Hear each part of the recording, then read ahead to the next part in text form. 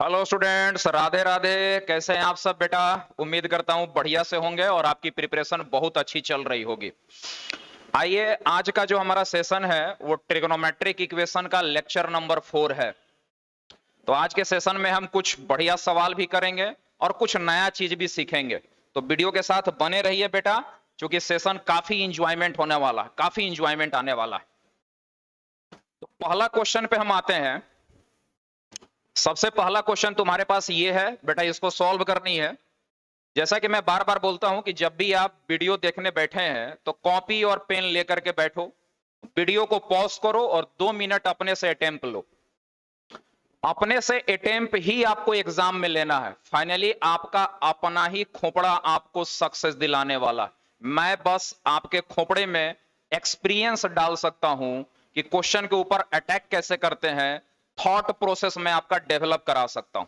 मैं बस इतना ही कर सकता हूं, एक अच्छा टीचर इतना ही करेगा। अब देखो, ये तुम्हारे पास एक क्वेश्चन आया, हमें इसको सॉल्व करनी है और मुझे इसका सॉल्यूशन कैलकुलेट करना। कैसे करेंगे जरा समझो। देखो, सेकेक्स को देख करके एक बात तो फील आ रही है कि कहीं ना कहीं सेकेक्स को अपन लिखेंगे 1/cos x -1 equal to √2 - 1। tan x को अपन लिखेंगे sin x/cos x, sin x/cos x। छोटू, इधर हमें यदि एलसीएम लेंगे तो ये एलसीएम आएगा cos x, cos x। हाँ सर, एलसीएम cos x आएगा। एकदम मजे में पढ़ेंगे, कोई प्रेशर नहीं चाहिए। cos x एलसीएम आया, क्या बचेगा? 1 - cos x equal to √2 - 1 sin x upon cos x।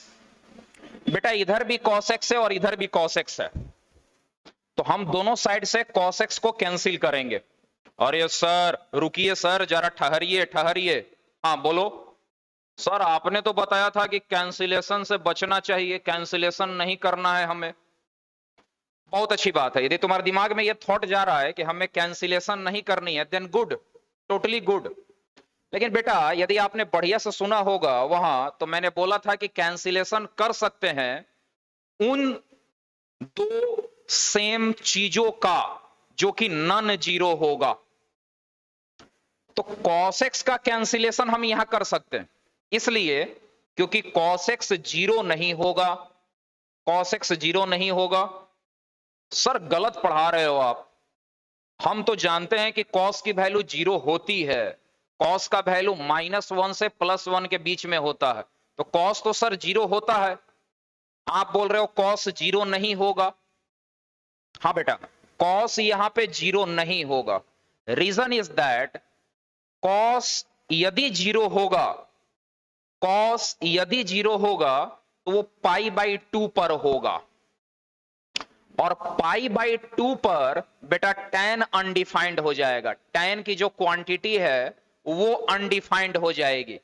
इसका मतलब इस क्वेश्चन का यदि हम डोमेन कैलकुलेट करें तो इसके डोमेन में π/2, 3π/2, एकदम आराम से सुनेंगे, कोई प्रेशर नहीं चाहिए। आप एक बार दो बार रिपीटेशन करके आप समझ लो चीजों को। हम यहां पे आ चुके हैं, हाँ सर आया। हम यहां से cos x को कैंसिल करना चाह रहे हैं। तुम्हारा क्वेश्चन जायज है कि सर cos x का कैंसिलेशन ना करो आप, क्योंकि आपने गाइड किया है कैंसिलेशन से बचो। हाँ बचना है, कैंसिलेशन से बचनी है। लेकिन हम यहां पे कैंसिलेशन कर सकते हैं, क्योंकि कैंसिलेशन का रूल है कि दोनों साइड नॉन जीरो क्वांटिटी है। नॉन जीरो, जो जीरो नहीं हो सकता उसी का मुंडी गर्दन उड़ा सकते हैं। तो cos x जीरो नहीं हो सकता। तुम्हारा क्वेश्चन होगा कि नहीं सर cos x जीरो होता है सर, अच्छी बात है। तो cos x कहां जीरो होगा?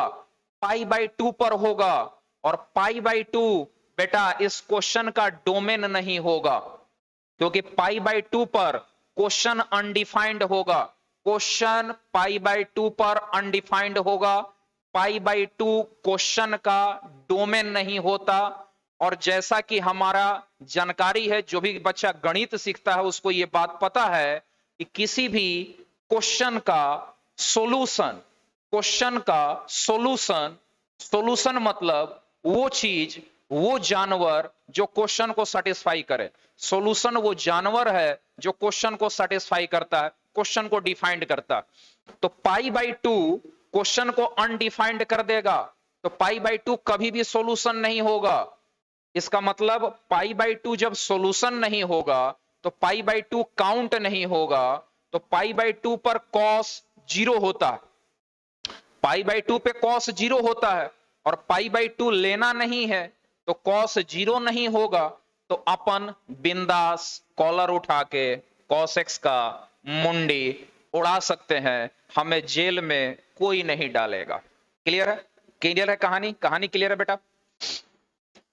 हाँ सर, कहानी क्लियर है सर। कॉस एक्स को हम काट सकते हैं बेटा। जब कॉस एक्स कट गया, कॉस एक्स जब कट गया, कॉस एक्स कट गया, then 1 minus cos x equal to √2 minus 1 sine x. Cos x को उधर लेके जाओ तो यह आ गया cos x plus √2 minus 1 sine x, and that is equal to 1, equal to 1। अब जैसे ही यहां पहुंचे तो बच्चे के दिमाग में घंटी बजनी शुरू होगी, अरे सर क्या सर, ये फॉर्म है a cos theta plus b sin theta का, जिसके ऊपर पूरा पिछला लेक्चर हमने करा था। हाँ बेटा, फॉर्मेट तो वही है, a cos theta plus b sin theta का ही फॉर्मेट है। लेकिन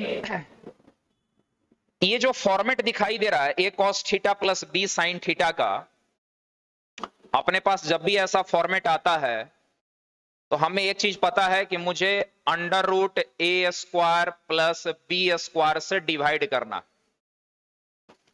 लेकिन यहां पे a का वैल्यू 1 है और b का जो वैल्यू है वो √2 माइनस 1 है। यदि हम a² प्लस b² कैलकुलेट करें और फिर उसका अंडर रूट लें तो मुझे लगता है कि चीजें बहुत ज्यादा कॉम्प्लिकेटेड हो जाएगी, बहुत ज्यादा कॉम्प्लिकेटेड हो जाएगी, और फाइनली उसका सॉल्यूशन हैंडल करने में माइंड कॉन्स्टिपेटेड हो जाएगा, छोड़ देगा, कहेगा भाई भैया अरे एकदम नहीं, अब बस कीजिए सरकार, रहने दीजिए।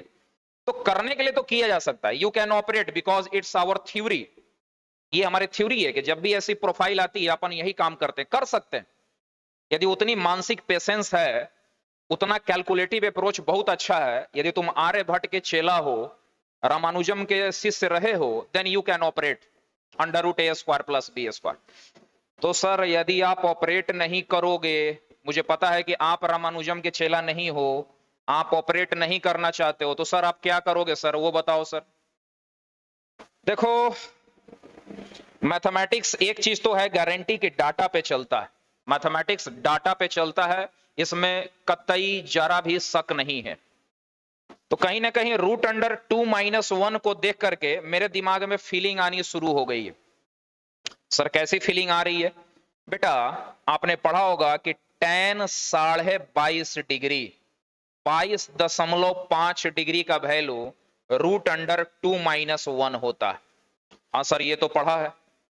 तो इसके जगह पे इसको रिप्लेस करो, cos x प्लस √2 माइनस 1 मतलब tan 45 का half, this one angle is half of 45, 45 मतलब π/4, उसका half π/8। Now tan π/8 into sine x equal to 1। Sir इससे क्या उखाड़ लोगे आप? ऐसा लिख तो दिए लेकिन क्या उखाड़ लोगे इससे? बेटा हम नहीं उखाड़ेंगे, अब ये जिसको हम रखेंगे यही उखाड़ देगा सबको। कैसे सर? देखो इसको तो अपन लिखेंगे sine π/8 by cos π/8 into sine x equal to 1, multiply कर लो, cos x cos π/8 plus sine x sine π/8 equal to cos π/8। हाँ सर, अब बेटा ये प्रोफाइल जरा गौर करो, इसको देख करके फीलिंग अच्छी आनी चाहिए कि this is cos A cos B plus sine A sine B. हाँ सर, ये तो cos A cos B plus sine A sine B है सर।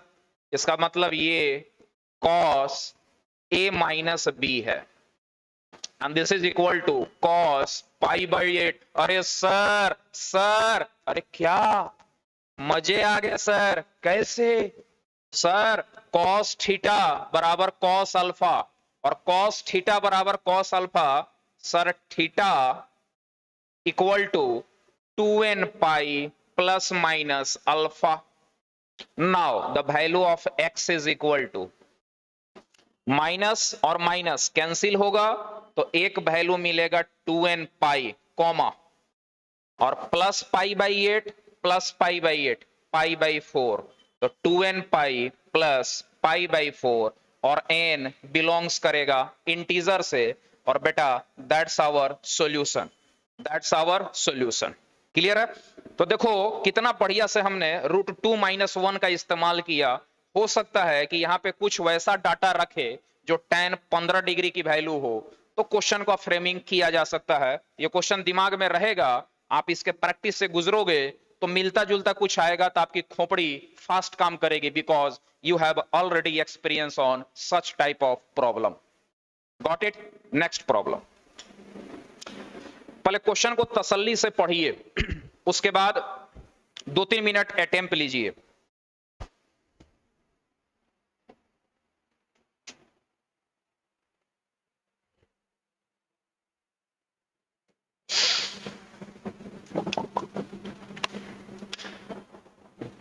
यहां नंबर ऑफ सॉल्यूशन की बात की जा रही है, नंबर ऑफ सॉल्यूशन की बात हो रही है, नंबर ऑफ सॉल्यूशन की। ठीक है? तो नंबर ऑफ सॉल्यूशन पे तो बाद में विचार करेंगे, पहले तो जरा हम सॉल्यूशन पे विचार करें, क्योंकि जब तक सॉल्यूशन नहीं आएगा नंबर ऑफ सॉल्यूशन के बारे में कौन पूछता है? पहले सॉल्यूशन आनी चाहिए, देन नंबर ऑफ सॉल्यूशन पे काम होगा। तो सॉल्यूशन आना इंपॉर्टेंट है। पहली बात तो हम सॉल्यूशन कैलकुलेट करें, क्योंकि जब तक सॉल्यूशन नहीं तब तक नंबर ऑफ सॉल्यूशन भी नहीं। हाँ सर, ये बात तो है। Then operate on solution. अच्छा, इसका सॉल्यूशन कैसे कर सकता हूं मैं? तो देखो कैसे करेंगे हम। साइन 3 थीटा है, तो साइन 3 थीटा का फॉर्मूला होता है छोटू 3 sine theta minus 4 sine cube theta. हाँ सर, होता है सर, साइन 3 थीटा का फॉर्मूला होता है sir 3 sine theta minus 4 sine cube theta equal to 4 sine theta sine 2 theta into sine 4 theta. बहुत अच्छे, गौर से देखो तो इसमें साइन थीटा कॉमन है। हाँ सर, साइन थीटा कॉमन है सर, हमने ले लिया सर, बहुत अच्छा। तो 3 minus 4 sine square theta. Sir इधर भी साइन थीटा है, कमाल की बात है। अब क्या बचेगा? 4 sine 2 theta sine 4 theta. Sir sine theta का मुंडी उड़ा देंगे, आंसर इज नो, मुंडी नहीं उड़ा सकते। तो सर क्या करूंगा? करना क्या है, सीधा सा कंसेप्ट अपना कि साइन थीटा बराबर 0 लेनी है, सेम क्वांटिटी विल बी 0 और different will be same. So 3 minus 4 sine square theta equal to 4 sine 2 theta sine 4 theta. हाँ सर, ले सकता हूं ऐसा, बहुत अच्छे। अब इसको देख करके ये वाला जो प्रोफाइल है, इसको देख करके मेरे दिमाग में फॉर्मूला जा रहा है 2 साइन ए साइन बी का, जो कि बच्चे कंपाउंड एंगल में पढ़ते हैं, 2 साइन ए साइन बी का फॉर्मूला। उसके लिए मुझे करना क्या होगा? 2 को बाहर लेना होगा। 4 है, 2 बाहर लेंगे और 1 2 अंदर जाएगा। 4 है, 1 2 को बाहर लेंगे और 1 2 अंदर जाएगा। तो 1 2 अंदर जाएगा तो ये बनेगा 2 sine A sine B. 2 sine A sine B, formula will be cos A minus B 2 theta minus cos A plus B 6 theta. हाँ सर, ये होगा। अब इसको देखो, 3 माइनस 4 साइन स्क्वायर थीटा। तो तुमको एक फार्मूला पता होगा कंपाउंड एंगल में, हाफ एंगल फार्मूला में पढ़ते हैं 2 sine square theta, and the formula of 2 sine square theta is 1 minus cos 2 theta. हाँ सर पढ़ते तो है, तो उसका इस्तेमाल करो। ये 4 साइन स्क्वायर थीटा, तुम यहां से 2 को बाहर लो, ये बचेगा 2 sine square theta, and it will be 1 minus cos 2 theta. तो that is 1 minus cos 2 theta. बहुत अच्छे बहुत अच्छे। अब इसको आगे बढ़ाओ, तो 3 माइनस 2, 3 माइनस 2 1, माइनस और minus plus 2 cos 2 theta, and that is 2 cos 2 theta minus 2 cos 6 theta. Sir 2 cos 2 theta cancel हो गया। बहुत अच्छा लगा मुझे, जब भी कैंसिलेशन हो जाती है तो दिल को थोड़ा सुकून मिलता है। तो अब मेरे पास बच गया इतना equal to 1, and my dear Champu, my dear lantern, my dear chocolate and Dairy Milk, it can be written as cos 6 theta equal to -1/2। cos 6 theta equal to -1/2। एक प्यारा सा, खूबसूरत सा, बिल्कुल तुम्हारे जैसा एक छोटा सा, मोटा सा, लल्लू सा ट्रिग्नोमेट्रिक इक्वेशन आया, जिसको सॉल्व करना बड़ी आसान है। और ये तो पहले से सरेंडर बोला हुआ है, इसको सॉल्व करना बड़ी आसान है। We have 2 trigonometric equation from this big trigonometric equation. ये जो बड़ा वाला ट्रिग्नोमेट्रिक इक्वेशन है, इसका हमने टंगड़ी अलग किया, लेग पीस अलग, गर्दन वाली पीस अलग, अतड़ी अलग, फफड़ी अलग, सारा जब अलग कर दिया तो मुझे 2 चीजें मिली, cos 6 theta minus half sine theta 0। Sine theta 0, then पूरा जगत विख्यात है कि theta will be n pi, theta will be n pi.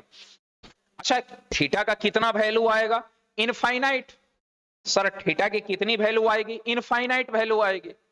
Pi, 2 pi, 3 pi, pi, -4 pi, -10 pi, 20 pi, 100 pi, infinite, infinite value of theta will be gain.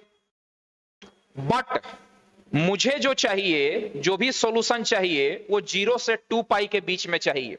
यदि आपने question का reading मारा होगा तो क्वेश्चन यहां पे बोल रहा है कि नंबर ऑफ सॉल्यूशन इन 0 से 2 पाई, 0 से 2 पाई के बीच में इस इक्वेशन का कितना सॉल्यूशन मिलेगा।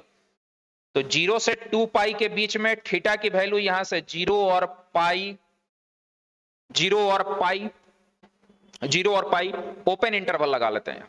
हाँ ठीक है, ठीक है, 0 से 2 पाई, हाँ क्लियर है, क्लियर। तो 0 से लेकर के 2 पाई के बीच में थीटा का जो वैल्यू मिलेगा वो क्या मिलेगा? 0 मिलेगा, पाई मिलेगा, और फिर अपने को 2 पाई मिलेगा। मुझे लगता है यहाँ क्वेश्चन में ओपन इंटरवल है, ओपन इंटरवल है क्वेश्चन में, यहाँ पे ओपन इंटरवल लगा लेंगे। ओपन इंटरवल लगाने से 2 पाई हमारा सॉल्यूशन नहीं होगा, 2 पाई मेरा सॉल्यूशन नहीं होगा, ठीक है। क्लोज इंटरवल रहता तो 2 पाई को सॉल्यूशन में लेते, अब ये 2 पाई सॉल्यूशन में नहीं जाएगा। तो यहां से थीटा का 2 वैल्यू आया, एक आया 0 और एक आया पाई। अच्छा इसको जरा सॉल्व करते हैं। cos 6 थीटा बराबर -हाफ, ये तो बड़ा सिंपल हो गया। cos की वैल्यू -हाफ कहां होगी? तो cos माइनस होता है इस क्वाड्रेंट में, और cos की वैल्यू -हाफ होती है, हाफ होता है π/3 पे, 60 डिग्री पे, हाफ होता है π/3 पे, तो -हाफ होगा pi minus π/3, it becomes 2π/3, 120 degree, 120 degree. So cos 6 theta equal to cos 2π/3। Now cos theta equal to cos alpha, cos theta equal to cos alpha, then theta equal to 2n pi plus minus alpha. कोई problem? No sir. Now theta equal to 2 से divide करेंगे, then n π/3 plus minus 6 और 3 18, और 2/18 9, सो π/9, जहां पे n belongs करेगा किससे? Integer से।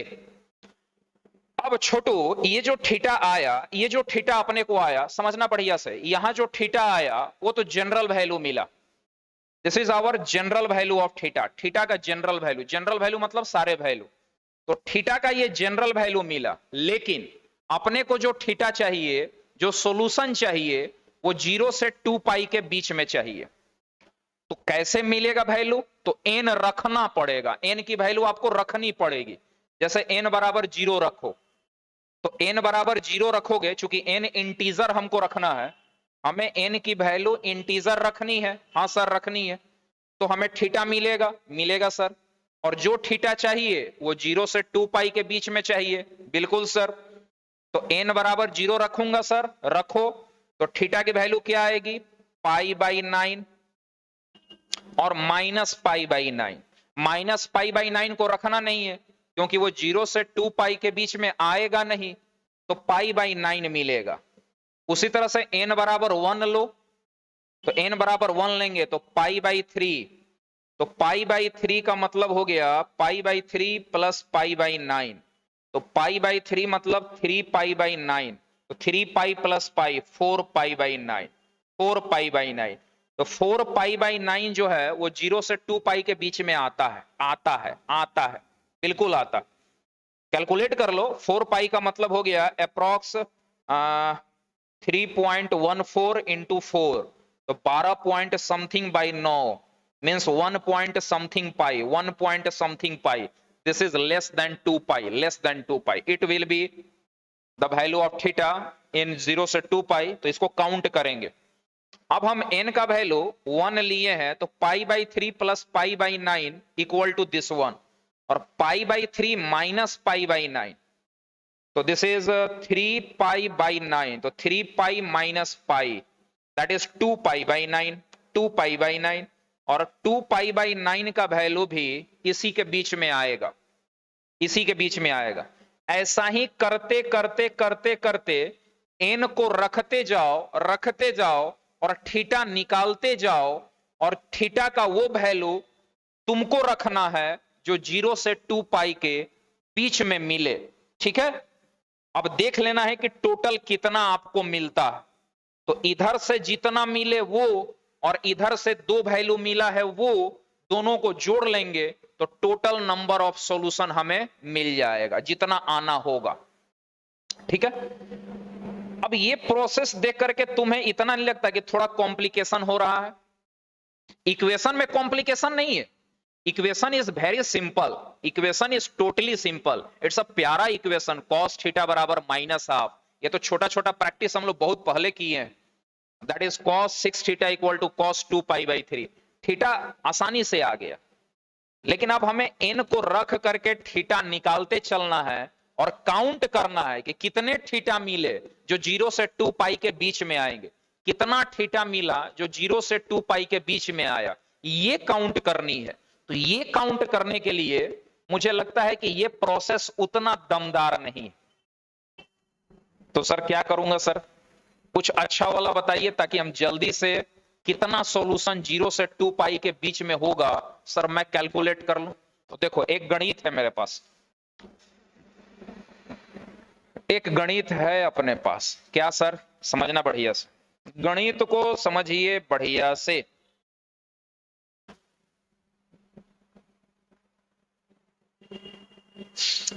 हमारे पास इक्वेशन क्या है? cos 6 theta equal to minus half, यही है। और थीटा किसके बराबर है? थीटा बिलोंग्स कर रहा है, थीटा बिलोंग्स कर रहा है, थीटा बिलोंग्स कर रहा है 0 से 2 पाई, 0 से लेकर के 2 पाई के बीच में। बेटा लगता है कि मैंने थोड़ा सा क्वेश्चन में कहीं डाटा में गड़बड़ी किया है, इसलिए ऑप्शन मैच नहीं करेगा। एक्चुअली में क्वेश्चन पे अभी ध्यान जाएगा मेरा। ये पाई है छोटू, this is pi, this is pi. थोड़ा सा करेक्शन करने की जरूरत है यहाँ। That is not bigger mistake. Actually हम 0 से 2 पाई रख के भी कैलकुलेट कर सकते हैं, बट आंसर और ऑप्शन के हिसाब से तो क्वेश्चन सुधारना पड़ेगा, वरना तुम कहोगे यार मास्टर का तो आंसर ही नहीं आया, गलती पढ़ा दिया हमें। हाँ तो वो बात नहीं, जीरो से पाई। अब देखो जीरो भी है पाई भी है, डज नॉट मैटर, जीरो भी है और पाई भी है। हाँ सर है, तो इधर से तो दो वैल्यू आ गया, और इधर वाला जो वैल्यू है जो हमने ये सॉल्व किया था, ये वाली लॉजिक पे ध्यान देंगे, कंसेप्ट में कोई प्रॉब्लम नहीं है, ठीक है। जीरो से 2 पाई किया, जीरो से 100 पाई बोले तब भी हम इजीली कैलकुलेट करेंगे, जो मेथड हम तुमको बताने जा रहे हैं। तो पहला मेथड तो ये हो गया कि भाई हमने जनरल सॉल्यूशन निकाल लिया, और जनरल सॉल्यूशन के हिसाब से हम तय करेंगे कि कौन सा वैल्यू होगा कौन सा नहीं होगा। जैसे n बराबर 0 रखा तो पाई बाई 9 होगा। अब ये 4 पाई बाई 9 पे डाउट है, चूंकि ये हो गया 4 और 3 12 point something by 9 1 point something, तो ये वैल्यू तो नहीं होगा, 4 पाई बाई 9 नहीं होगा, ये छट गया। 2 पाई बाई 9 होगा, क्योंकि 2 पाई बाई 9 जो है वो 0 से पाई के बीच में आता है, ये होगा। उसी तरह से आप n की वैल्यू रखते जाओ, आपको थीटा मिलते जाएगा, और आपको वही थीटा चूज करना है, अपने पास रखना है जो 0 से पाई के बीच में आता हो। तो ये प्रोसेस मुझे उतना अच्छा नहीं लग रहा, तो मैं क्या करूंगा, आपको एक थोड़ा बढ़िया वाला मेथड बताता हूं जिससे number of solution easily calculate हो जाए। We have a equation cos theta बराबर -5, और थीटा के बारे में बोल रखा है कि 0 से पाई आना चाहिए, ठीक है। अब इस इक्वेशन को सॉल्व करना और देखना है कि कितना नंबर ऑफ सॉल्यूशन आएगा, ठीक है। तो इक्वेशन को जरा बढ़िया से स्टडी कर लो। cos 6 थीटा बराबर -12, इस इक्वेशन का नंबर ऑफ सॉल्यूशन निकालना है, इसका number of solution cos 6 theta बराबर -12 का नंबर ऑफ सॉल्यूशन अपने को निकालना है 0 से पाई के बीच में। तो मैं क्या करूंगा, 6 थीटा को रिप्लेस कर दिया अल्फा से, 6 थीटा को अल्फा से रिप्लेस कर दिया। कहोगे इससे क्या होगा, इससे ये इक्वेशन जो है वो थोड़ा अच्छा दिखेगा, दैट इज cos अल्फा बराबर -12। अब बेटा जरा गौर करो, यहां जब ये इक्वेशन थीटा में है तो यहां वैल्यू थीटा की दी हुई है। जब ये इक्वेशन थीटा में है, जब डोमेन थीटा है, तो वैल्यू भी थीटा का दिया हुआ। अब मैंने इक्वेशन को अल्फा में कन्वर्ट करा है, इक्वेशन को अल्फा में, तो हमें पास यहां पे अल्फा की वैल्यू होनी चाहिए। तो थीटा की वैल्यू 0 से पाई है, तो थीटा जब 0 से पाई होगा तो 6 थीटा का वैल्यू 0 से 6 पाई होगा। आंसर इज यस, होगा sir.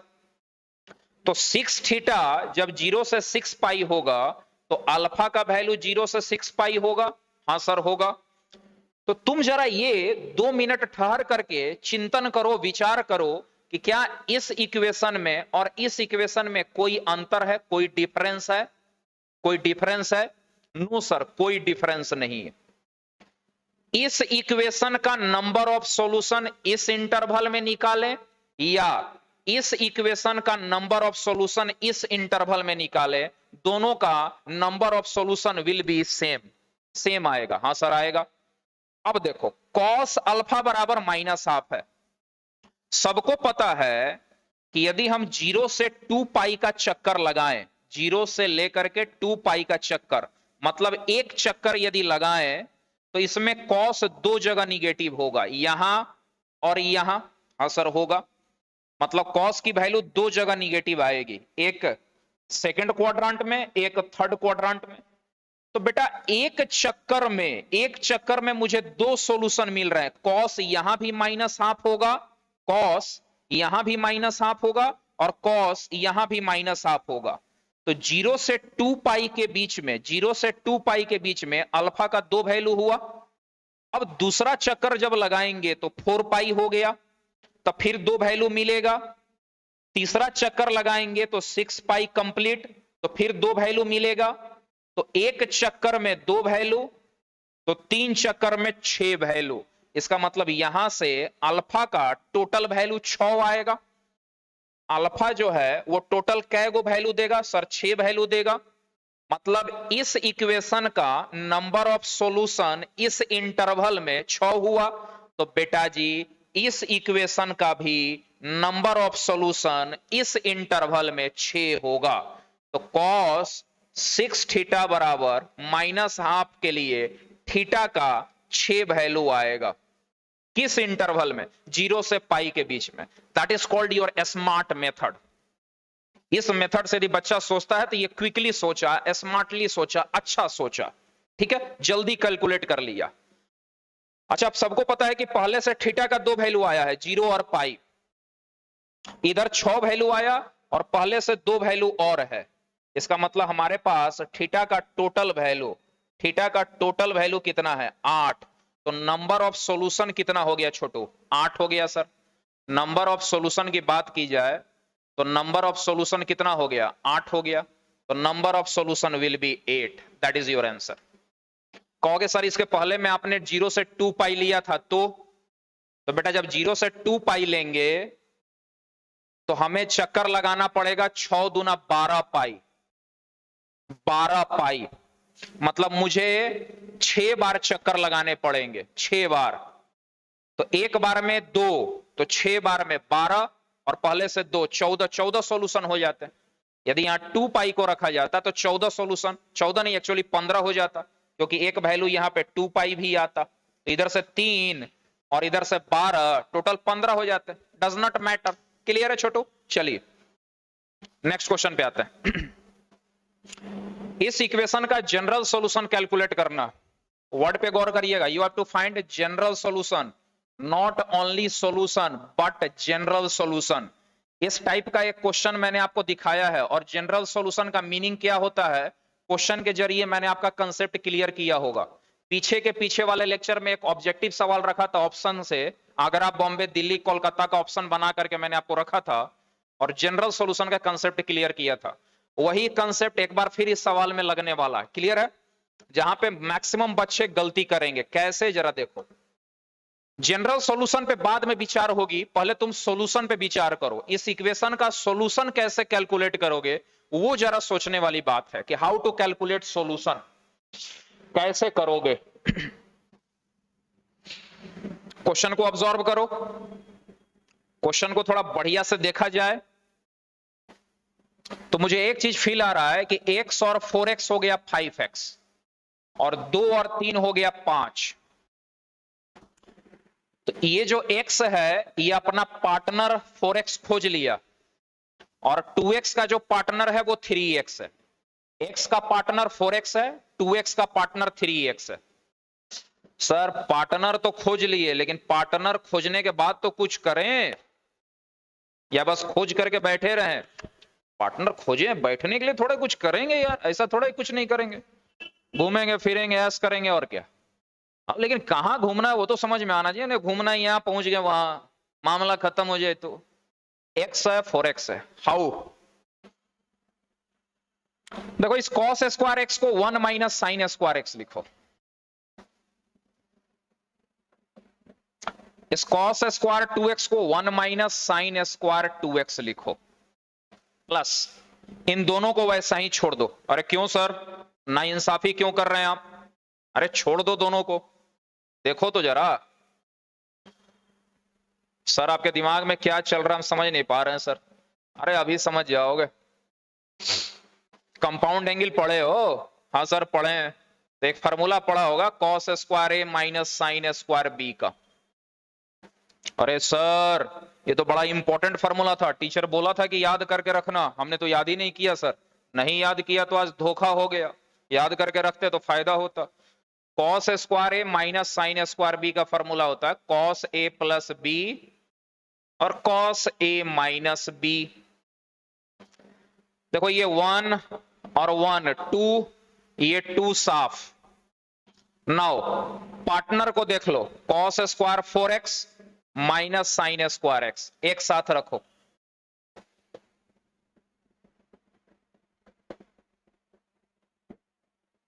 Plus cos square 3x और साइन स्क्वायर 2x, इसको साथ में रखो।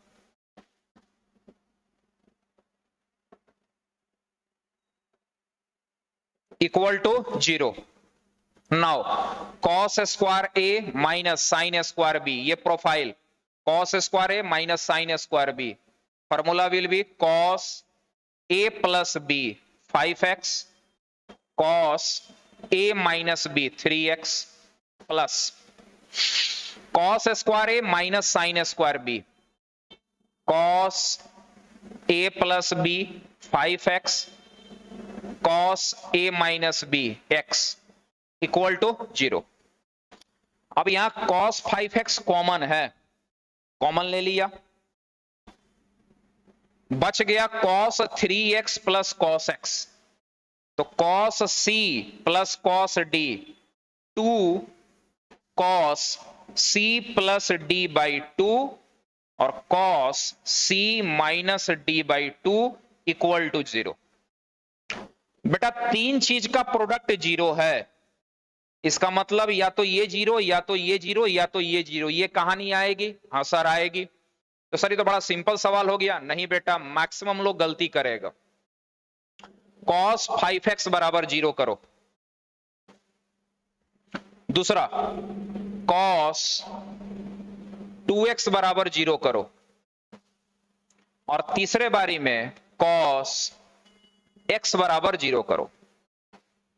cos x जब 0 होगा तो x equal to 2n plus 1 pi by 2 होगा, और यदि cos 2x 0 होगा तो यहां से 2x बराबर इतना आएगा, इतना 2x बराबर इतना आएगा, तो x बराबर होगा 2n प्लस 1 पाई बाई 4, और यहां से x बराबर आएगा 2n प्लस 1 पाई बाई 10। बच्चा क्या करेगा कि कहेगा कि सर ये भी सॉल्यूशन है, सर ये भी सॉल्यूशन है, ये भी सॉल्यूशन है, सर मेरे पास 3 जनरल सॉल्यूशन है। Answer is no, answer is no. क्यों सर? बेटा जनरल सॉल्यूशन का मतलब ही होता है वो सॉल्यूशन जो सारे सॉल्यूशन को अपने में डाइजेस्ट करे, ठीक है? तो तुम जरा गौर करो, इस सॉल्यूशन पे और इस सॉल्यूशन पे गौर फरमाओ। मैं इस सॉल्यूशन और इस सॉल्यूशन पे गौर फरमाने के लिए बोल रहा हूं। सर क्या गौर फरमाना है? सर इसमें हमको गौर क्या फरमाना है सर? देखो, जब तुम n का वैल्यू यहां रखोगे, n का वैल्यू इसमें रखोगे तो x का पार्टिकुलर वैल्यू मिलते चलेगा। सुनना बढ़िया से, जब तुम n का वैल्यू इसमें रखोगे तो x का पार्टिकुलर वैल्यू मिलेगा।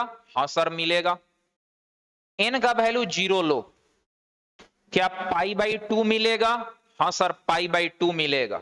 चलो, मतलब इसमें पाई बाई 2 आने वाला है, आने वाला, आने वाला। बेटा इसमें n का वैल्यू 2 रखो तो, n का वैल्यू 2 रखो तो 4 और 1 5 कटेगा पाई बाई 2। सर पाई बाई 2 तो इसमें भी आया सर, ठीक है। n का वैल्यू 1 रखो, 1 तो 3 पाई बाई 2 आएगा, 3 पाई बाई 2, 3 पाई बाई 2 आएगा। n 1 रखने से 3 पाई बाई 2 आएगा, आएगा सर, आएगा सर, 3 पाई बाई 2 आएगा सर। अच्छा ठीक है, 3 पाई बाई 2 आएगा, 3 पाई बाई 2 आएगा।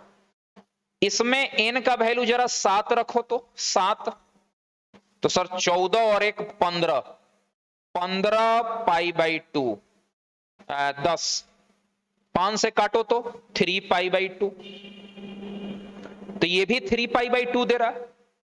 बेटा जी कहानी ये है कि इस x का जितना भी वैल्यू मिलेगा, सुनना गौर से, इस x का जितना भी वैल्यू मिलेगा वो सारे वैल्यू इसमें पाए जाएंगे।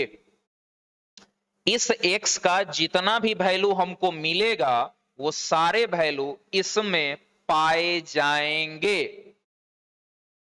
और इसका तो वैल्यू मिलेगा ही जो मिलेगा। नहीं समझे सर? नहीं समझे? थोड़ा आराम से बोलो ना सर, प्लीज सर थोड़ा आराम से बोलो ना। बेटा देखो,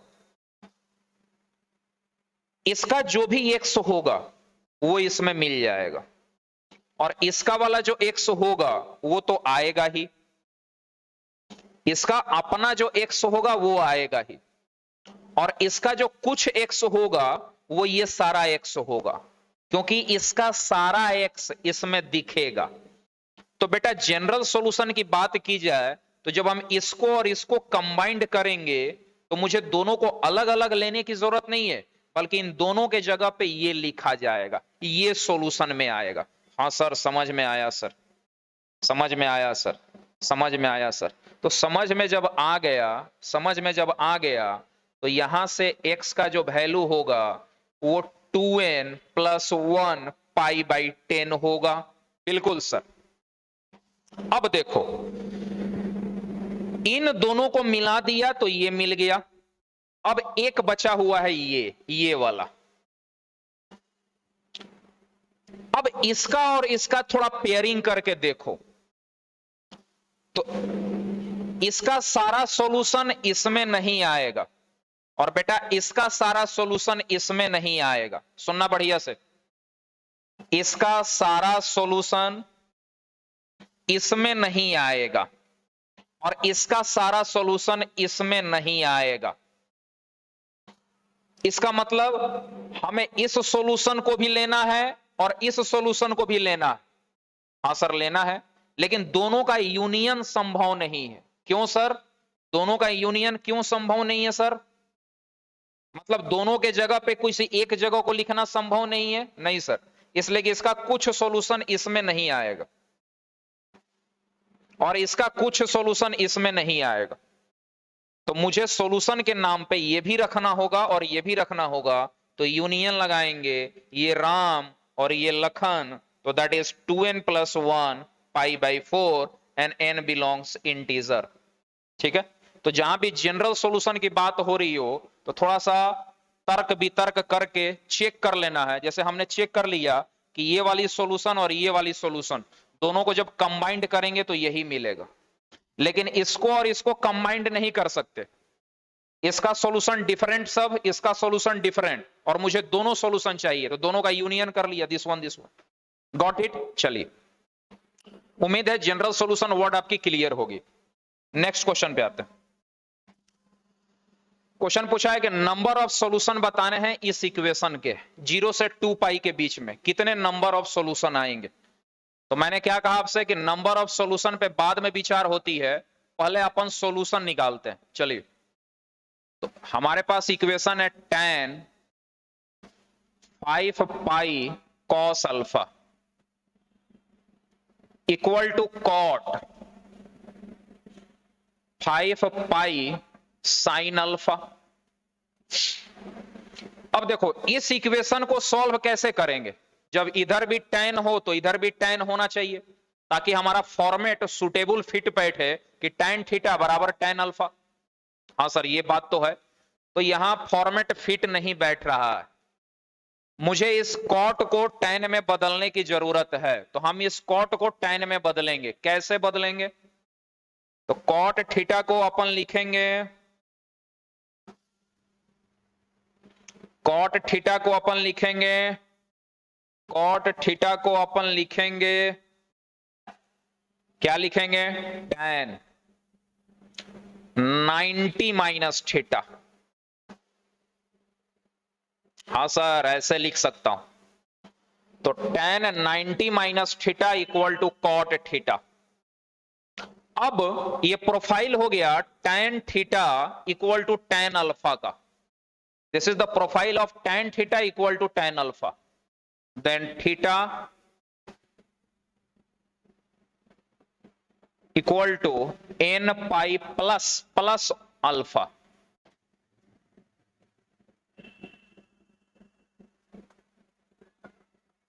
नाउ इस साइन को इधर लेके आओ, इस साइन को इधर लेके आओ, 5 पाई कॉमन होगा, then you have cos alpha plus sin alpha equal to इतना प्लस इतना, then pi common and that is n plus 1/2, n plus 1/2।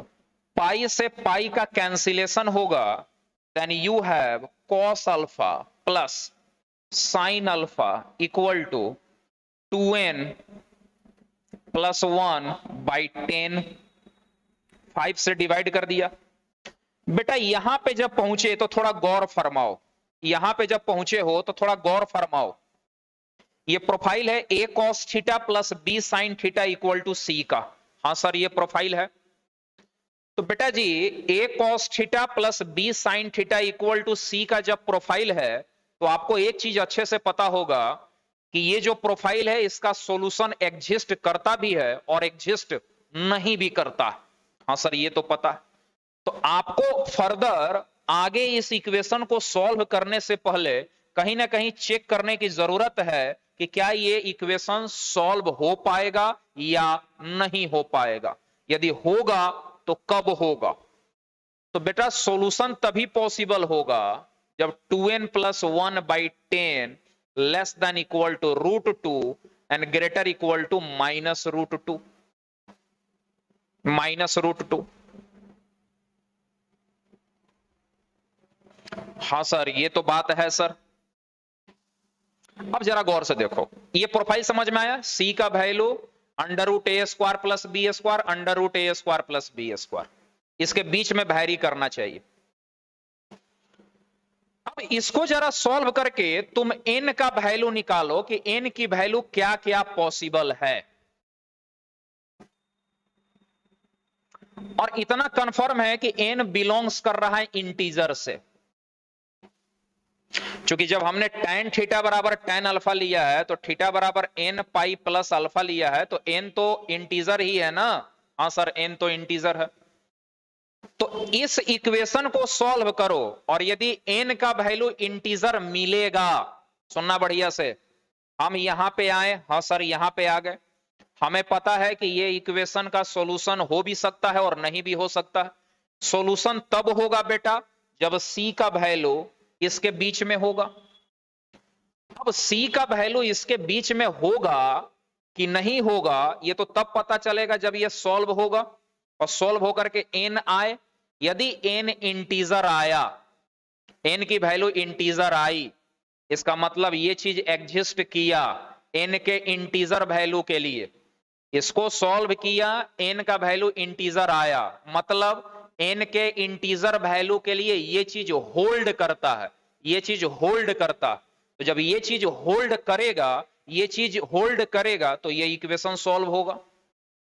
तो जरा n की वैल्यू निकालने की कोशिश करो। इंटीजर इंटीजर मिलता है कि नहीं, नहीं मिलेगा, n इंटीजर नहीं आएगा तो समझो ये इक्वेशन होल्ड नहीं करेगा, ये इसकी सॉल्यूशन पॉसिबल नहीं।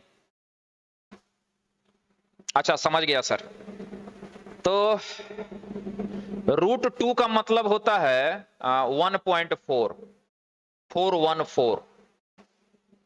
तो 10 से मल्टीप्लाई यदि हम करें, इसको 10 से मल्टीप्लाई करें तो it will B 14 point something, और 14 पॉइंट समथिंग -1 13 पॉइंट समथिंग, और 13 point something by 2 it becomes 6 point something. मतलब this one is less than equal to 6 point something.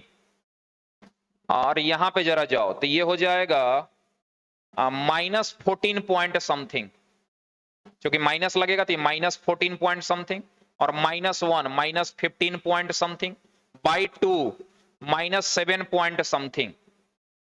तो कहीं ना कहीं इसकी वैल्यू आ रही है -7 पॉइंट समथिंग से लेकर के 6 पॉइंट समथिंग। तो -7 पॉइंट समथिंग से 6 पॉइंट समथिंग के बीच में n का इंटीग्रल वैल्यू मिलेगा। क्या मिलेगा? तो -7 मिलेगा, -6 मिलेगा, करते करते 0 होगा, और फिर 0 के बाद 1 2 करते करते 6 होगा।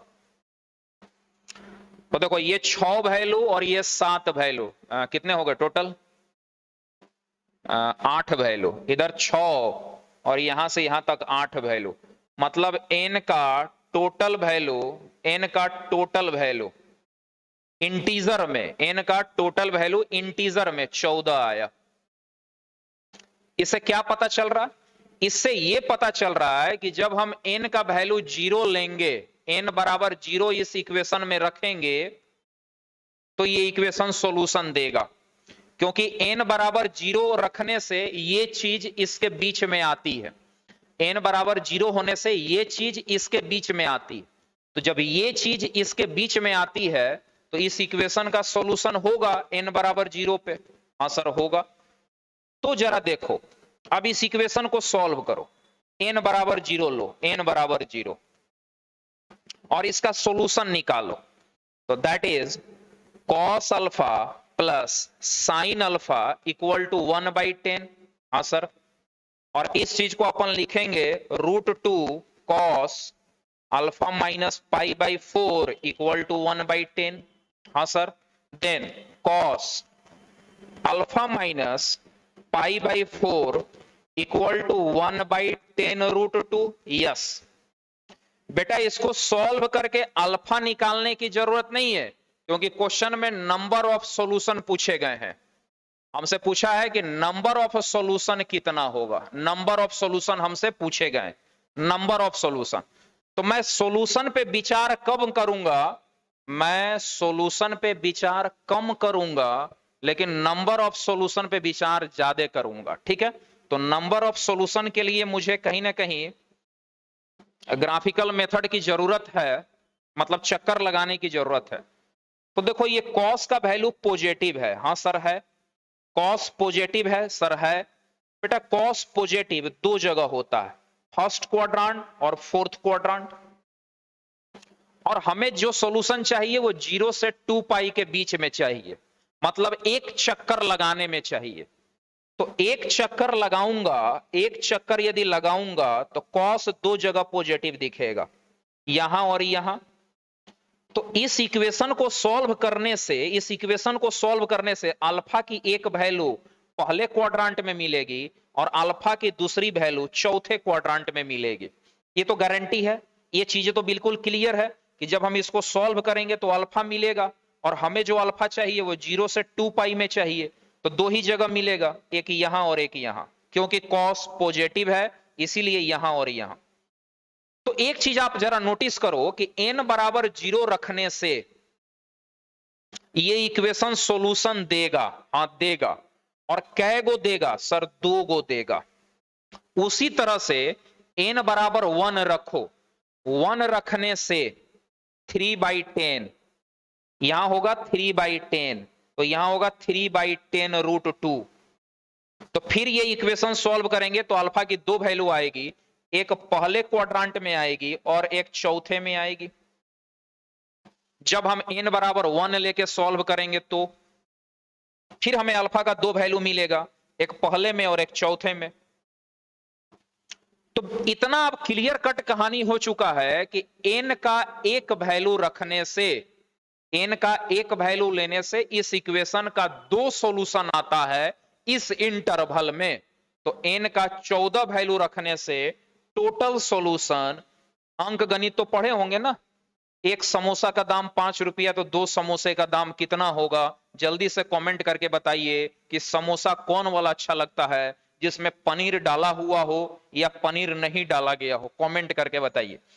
तो टोटल 28 सॉल्यूशन अपने को मिलेंगे, 14 और 2 28, देन option number C. Got it? Clear है? चलिए नेक्स्ट क्वेश्चन पे आते हैं। देखो अब ये क्वेश्चन आ रही है problem based on boundary, problem based on boundary, बड़ा इंपॉर्टेंट आर्टिकल है ये, हम एक नया चीज सीखने जा रहे हैं, problem based on boundary. Question जो आता है ट्रिगोनोमेट्रिक इक्वेशन में, वो कुछ क्वेश्चन ऐसे आते हैं जो रेंज से निकाले जाते हैं। ट्रिगोनोमेट्रिक इक्वेशन को सॉल्व करते हैं रेंज के कंसेप्ट से। ठीक है, क्वेश्चन के जरिए समझेंगे कि बाउंड्री वर्ड क्यों यूज किया गया, जरा समझना। पहले क्वेश्चन पे आओ, तुम्हारे पास ये क्वेश्चन आया, तुम्हें सॉल्व करना। अब जाहिर सी बात है जब हम इसको सॉल्व करने जाएंगे तो कोई भी इक्वेशन कब सॉल्व होता है पहले आप उस पर विचार करो। इक्वेशन का मतलब क्या होता? इक्वेशन का मतलब होता है LHS में भी कोई टर्म है और RHS में भी कोई टर्म है और दोनों बराबर है। यदि ये दोनों बराबर है, इक्वल है, दोनों इक्वल है तो ही इक्वेशन बना। इक्वेशन का मतलब ही होता है कि लेफ्ट वाला टर्म और राइट वाला टर्म दोनों बराबर होगा। यदि ये दोनों इक्वल नहीं होगा तो यहां पे इक्वल का साइन तो आएगा ही नहीं, ऐसे होगा। और ऐसा कोई भी चीज इक्वेशन नहीं कहलाता, not equation, this is not equation. Equation means इतना इक्वल इतना, और इक्वेशन मतलब this one LHS, this one RHS, both have same औकात, दोनों का जो औकात है वो सेम है, दोनों की अचीवमेंट सेम है, दोनों बराबरी वाला है। मतलब इतना तो गणित पता है कि 4 इक्वल टू 4 ही लिखा जा सकता है और इसी को सॉल्व कर सकते हैं, 5 इक्वल टू 6 को सॉल्व नहीं कर सकते। हालांकि व्हाट्सएप का जनरेशन है, आजकल व्हाट्सएप का जनरेशन है, 5 बराबर 6 भी चीजें सॉल्व हो जा रही है, तो खैर उतना आइडिया नहीं है मेरे को, वरना मुझे लगता है आजकल ये भी सॉल्व हो जा रहे हैं। क्या ख्याल है आपका, कमेंट करके बताइए। तो ये सॉल्व नहीं होगा। हाँ सर, तो बैकग्राउंड कहीं ना कहीं आपका क्लियर है कि इक्वेशन तभी सॉल्व हो पाते हैं जब LHS की वैल्यू और RHS की वैल्यू बराबर हो। तो यदि हम RHS पे गौर करें, RHS पे यदि अपन गौर करें तो एक्स स्क्वायर प्लस 1 के बारे में सबको पता है कि यह चीज 1 से बड़ी होगी। यहां लगा लो चूंकि, चूंकि is a better word, x square plus 1 1 से बड़ा होगा, सबको पता, क्योंकि ये टर्म पॉजिटिव है, पॉजिटिव में 1 ऐड करेंगे तो 1 से बड़ा होगा। और साइन थीटा के बारे में विश्व विख्यात है कि ये भाई साहब -1 से 1 के बीच में रहते हैं। हाँ सर ये तो पता है। तो RHS की कहानी क्या कहती है, RHS कहता है कि मैं 1 से बड़ा रहूंगा, और LHS कहता है कि नहीं, मैं -1 से 1 के बीच में रहूंगा। तो RHS का कहना है कि मैं 1 रहूंगा 1 से बड़ा, और LHS बोला कि मैं 1 से छोटा आऊंगा।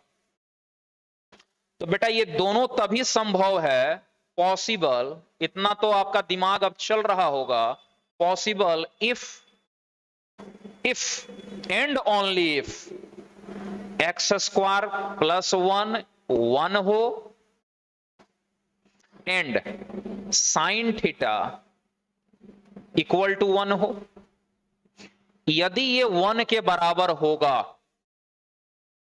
और ये भी 1 के बराबर होगा, एक ही डाटा ऐसा है जहां पे दोनों इक्वल हो सकता है, क्योंकि RHS कहता है कि मैं 1 हूं और 1 से बड़ा हो जाऊंगा, और ये कहता मैं 1 हूं और 1 से छोटा हो जाऊंगा। तो भैया दोनों बराबर कब होगा, दोनों इक्वल कब होगा, इक्वल तब होगा जब ये भी 1 एंड ये भी 1। तो बेटा जब ये 1 तो x बराबर 0, और ये 1 तो theta equal to 4n plus 1 pi by 2, that is n belongs integer and that's your solution answer. ठीक है, चलो ठीक है। मान लो इसी पे हमें क्वेश्चन ऐसा दे दें, ये तो बच्चे बना लिए, हमने देखा है बच्चों को पूछ करके, जब मैं ये क्वेश्चन बता देता हूं और उनको टेस्ट में ये क्वेश्चन पूछता हूं तो बच्चे आंसर गलत कर देते हैं, इसलिए कि चीज बढ़िया से समझता नहीं है। अभी यहां देखो, sine x equal to X square plus 1, अरे सर यहां भी तो वही कहानी है, बिल्कुल है, ये 1 से बड़ा है और ये 1 से छोटा है, तो बराबर तब होगा जब साइन एक्स बराबर 1 होगा एंड एक्स स्क्वायर प्लस 1 बराबर 1 होगा। तो यहां सॉल्व करेंगे तो x बराबर 0 होगा, लेकिन x बराबर 0 पे कभी साइन 1 के बराबर नहीं होगा। अरे नहीं समझ में आया, अरे समझ में आया कि नहीं आया। ये इक्वेशन की सॉल्यूशन तो तब एग्जिस्ट करेगी जब साइन x 1 होगा, एंड साथ ही साथ कंडीशन है, सिर्फ इसके 1 होने से काम नहीं चलेगा, ये 1 एंड ये 1, एंड मतलब इंटरसेक्शन, इसकी भी बात माननी पड़ेगी, इसकी भी बात माननी पड़ेगी। तो इसका जब हमने बात माना तो x की वैल्यू क्या आई, 0 आई, लेकिन x बराबर 0 पे ये सेटिस्फाइड होना चाहिए, x बराबर 0 पे साइन 1 नहीं होगा, क्योंकि x बराबर 0 रखने से सिर्फ ये 1 हो रहा है, x बराबर 0 रखने पे इसकी वैल्यू 1 नहीं हो रही है, तो मुझे तो वैसा x चाहिए जिस पर ये भी 1 हो और ये भी 1 हो, तो वैसा कोई x यहां पॉसिबल नहीं है, मतलब इस इक्वेशन का सॉल्यूशन पॉसिबल नहीं है, that is no solution 5। Got it. चलिए क्वेश्चन के जरिए एक्सपीरियंस डेवलप करेंगे, टेंशन नहीं लेना है, वीडियो के साथ बने रहिए, मैं आपका कंसेप्ट क्लियर करूंगा बिल्कुल। क्वेश्चंस आज भी कुछ करेंगे, अगले लेक्चर में भी प्रॉब्लम बेस्ड ऑन बाउंड्री पे क्वेश्चन करेंगे, ठीक है। आपकी प्रैक्टिस अच्छी हो जाएगी, बस आपको उसको रिवीजन में रखना है, चीजें दिमाग में स्टोर रखनी है। अब इसको जरा गौर से देखो, कॉस कॉस बॉस, ये बॉस है, cos is boss, cos is boss of trigonometry and this is equal to 3। तो इसके बारे में क्या ख्याल है कि इसका जो रेंज होगा -1 से 1 होता है, इसकी जो रेंज होगी वो भी -1 से 1 होगी, और इसका जो रेंज होगा वो भी -1 से 1 होगा। तो तुम ये बताओ कि इस cos का रेंज -1 से 1 के बीच में है, इसका भी रेंज -1 से 1 के बीच में, इसका भी रेंज -1 से 1 के बीच में, और तीनों का वैल्यू का सम, तीनों के वैल्यू का जो सम है वो 3 आना चाहिए। ऐसा कब पॉसिबल होगा? तो ये तो सीधा सा बात है कि ऐसा तब पॉसिबल होगा जब इतना बराबर 1 एंड इतना बराबर भी 1। एंड लिखा है और नहीं लिखा है बच्चे, एंड लिखा जा रहा, cos 3x बराबर 1। हाँ सर ये तो बात है। 1 के अलावे यहां कुछ भी डाटा लिए, यहां भी कुछ भी लिए, कुछ भी वैल्यू लिए, 1 को छोड़ करके तीनों को ऐड करके देखो, मुझे लगता है कि 7 जन्म लेने के बाद भी तीनों का सम 3 नहीं आएगा। 3 तभी आएगा जब ये भी 1, ये भी 1 एंड ये भी 1, एंड एवरीवन नो कि ये 1, then x equal to 2n pi, and this one 1, then x equal to n pi. If this one 1, then x equal to 2n pi upon 3. And का मतलब होता है मुझे कॉमन वैल्यू चाहिए, मतलब मुझे वो x चाहिए जिस x पर ये भी 1, ये भी 1 और वो भी 1 हो जाए। तो जरा देखेंगे कॉमन x क्या आता है। n इंटीजर रखो तो 0, 2 पाई, 4 पाई, 6 पाई, 8 पाई, 10 पाई, चलते जाएगा। यहां रखो, इसकी x क्या मिलेगी? 0 पाई, 2 पाई, 3 पाई, निगेटिव में भी मिलेगा -पाई, -2 पाई, लेकिन हम पॉजिटिव में लेके काम चला रहे हैं। 5 पाई डॉट डॉट। जरा इसका x लेकर के देखो, 0, 2 pi by 3, 4 pi by 3, 6 pi by 3 मतलब 2 पाई, 8 pi by 3, 10 pi by 3, 12 pi by 3 मतलब 4 पाई वगैरह मिलते चलेगा। अब जरा देखो कॉमन क्या हुआ? 0 0 0 मतलब x की वैल्यू 0 कॉमन आई, असर आई। पाई कॉमन नहीं है, क्योंकि पाई इसमें है इसमें नहीं है, तो पाई कॉमन नहीं है। 2 पाई कॉमन है, 0 कॉमन हुआ, 2 पाई कॉमन है क्योंकि 2 पाई इसमें भी है, तो 0 के बाद 2 पाई कॉमन है। 2 पाई कॉमन मिल रहा है, इसमें भी है इसमें भी है इसमें भी है, 0 इसमें भी है इसमें भी है इसमें भी है। आगे देखो 4 पाई इसमें भी है इसमें भी है और इसमें भी है, इसका मतलब 4 पाई। आगे 6 पाई, तो कहीं ना कहीं हमारा जो x का वैल्यू आएगा that is 2n pi, n belongs integer.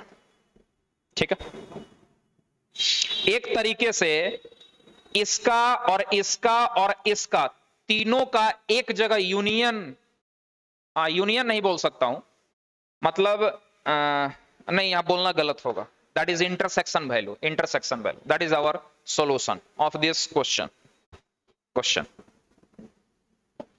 Next question. आप थोड़ा वीडियो पॉज कर लीजिए, क्वेश्चन को खुद से ट्राई लीजिए तो बेहतर होगा। थोड़ा देख करके ही क्वेश्चन में लगता है कि कुछ डर जैसा लगता है, लेकिन डर के आगे बेटा जीत है। कहीं ना कहीं मुझे अपनी हिम्मत बना करके इस शैतान से लड़ने की जरूरत है। ठीक है, और हमें इस पे विजय पाने की जरूरत है। हालांकि शैतान बोलना गलत है, क्षमा करें माँ, ये तो विद्या है। मतलब मुझे साहस जुटा करके फाइट करने की जरूरत है। इट्स नॉट अ शैतान, it's a Guru that is positive fighter against you, जो तुम्हें कुछ सिखाएगा। तो क्या करूं मैं? यहाँ दो दो वेरिएबल चल रहे हैं, वाई भी चल रहे हैं, एक्स भी चल रहे हैं, क्या करूं मैं? एक्स वाले वेरिएबल को थोड़ा विचार करो। इसको सॉल्व करेंगे तो लिखेंगे 2 की power cosec square X into under root Y square minus 2y plus 2 less than equal to 2। बेटा ये सबको पता है कि कॉसेक एक्स का वैल्यू -1 से छोटा होता है और 1 से बड़ा होता, -1 से छोटा और 1 से बड़ा होता। और कॉसेक स्क्वायर एक्स का जो वैल्यू होता है, कॉसेक स्क्वायर एक्स का, वो हमेशा 1 से बड़ा होता है। ऐसा आपने पढ़ा होगा, पढ़ा होगा। यहां लिखो चूंकि कॉसेक स्क्वायर एक्स हमेशा 1 से बड़ा होगा, तो 2 की खोपड़ी पे कॉसेक स्क्वायर एक्स ये बड़ा होगा 2 की पावर 1 से। इधर भी बेस में 2 लिया, इधर भी बेस में 2 लिया, तो इसकी वैल्यू 2 से बड़ी होगी। हाँ सर, 2 से बड़ा होगा सर, बहुत अच्छे। जरा इस पे विचार करो, इस पे, that is under root Y square minus 2y plus 2 पे विचार करो। इसको देख करके क्वाड्रेटिक का फील आ रहा है और ये परफेक्ट स्क्वायर बन जाएगा, दैट इज y माइनस 1 का whole square plus 1, Y square minus 2y, 1 plus 1 2। अब y माइनस 1 का होल स्क्वायर प्लस 1, यदि हम बात करें तो y माइनस 1 का होल स्क्वायर प्लस 1 हमेशा 1 से बड़ा होगा, क्योंकि पॉजिटिव में 1 ऐड करेंगे तो 1 से बड़ा होगा। यदि हम अंडर रूट ले लें तो ये भी 1 से बड़ा होगा, अब क्योंकि इधर भी अंडर रूट आएगा, and that is equal to 1। हाँ सर, होगा सर। बेटा गौर सर जरा देखो कि यदि हम इस प्रोफाइल पे आए तो ये कहता है कि इसकी जो वैल्यू है वो 2 से बड़ी है।